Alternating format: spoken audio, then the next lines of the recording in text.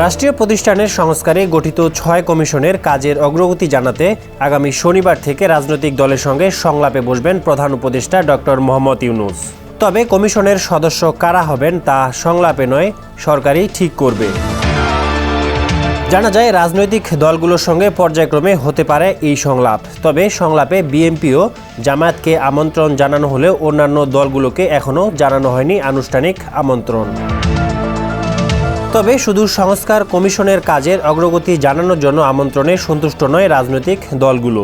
এছাড়া কমিশনের প্রধান নিয়োগে তাদের মতামত না নেওয়া ও সদস্য বাছাইয়েও তাদের একলা চলনীতি দূরত্ব সৃষ্টি করেছে।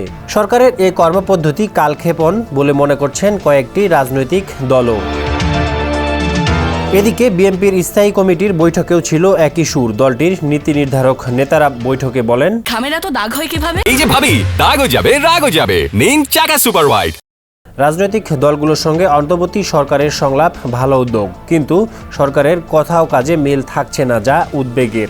তবে সংলাপে অংশগ্রহণের সিদ্ধান্ত নিয়েছে দলটি। এছাড়া জামায়াতের পক্ষ থেকেও জানানো হয়েছে সংলাপে অংশগ্রহণের কথা।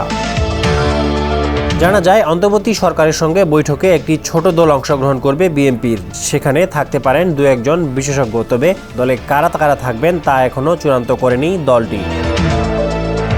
এর আগে গত 11 সেপ্টেম্বর জাতির উদ্দেশ্যে ভাষণে ডক্টর ইউনূস নির্বাচন ব্যবস্থা, পুলিশ, বিচার বিভাগ, দুর্নীতি দমন কমিশন, জনপ্রশাসন ও সংবিধান সংস্কারে 6টি কমিশন গঠন এবং কমিশন প্রধানদের নাম জানান, যা 1 অক্টোবর থেকে কমিশনগুলোর কাজ শুরুর কথা থাকলেও তা হয়নি।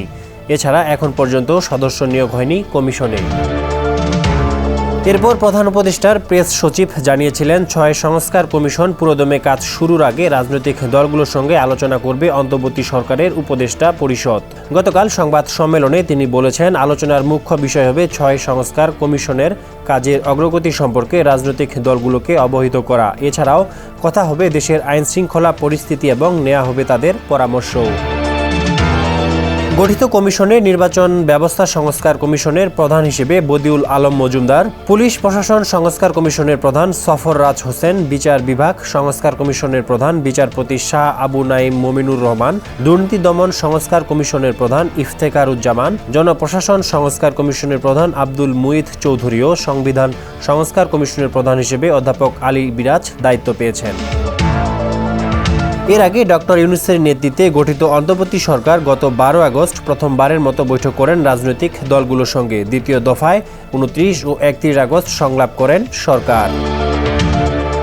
ডেস্ক রিপোর্ট, সমকাল।